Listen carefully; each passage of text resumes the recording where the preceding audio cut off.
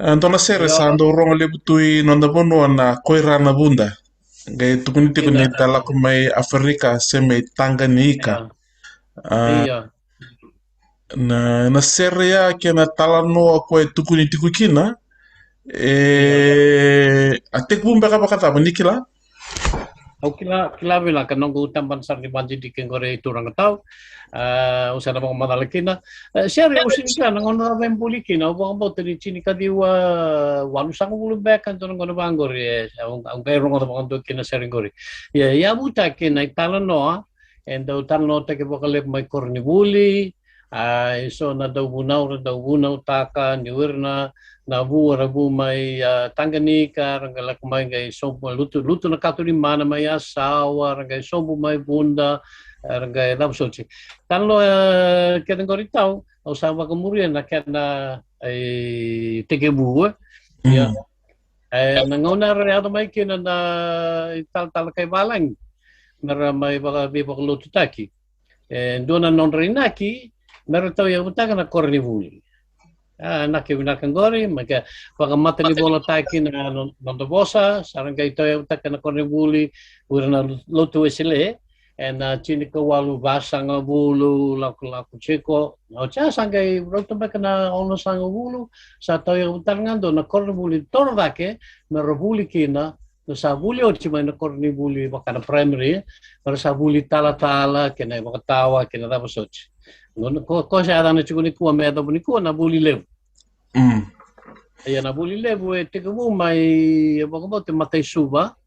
Mm. O siya sa kaya daw Richmond di may kandabu.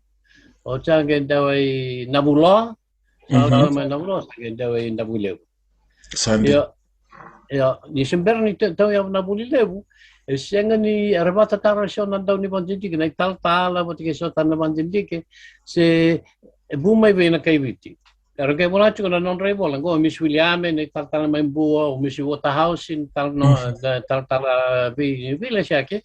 Mm. Arang kaya kede, siya nga doon na ital no ibiti, balita na bunua, era bumay kina. Siya nga dua. Mm. Tarabata taro, siya nga dua. So nga na lalakay tonga, may tonga, Mm. ko nga. Mm.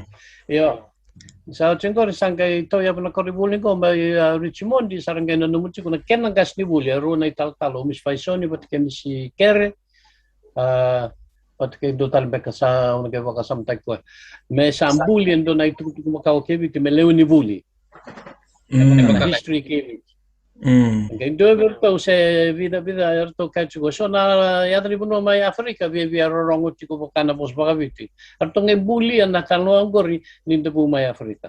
Ya sing ni no dai talno rambuli na tal mai na buli lewu. Ya sing talno jina. Sandi. Ya me baka ni daw na buli mai na buli lewu ara gai sebu ningas ni buli na be sevich.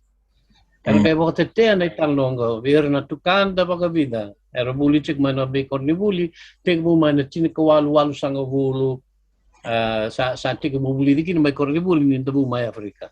Ana Mm. buni kena bukan bau chico, bata kena buni kena buli na kena sereng gori. Yani ko ay sige ni do na kena daw, e Mm. bagang bau ni kay biti bumay Afrika.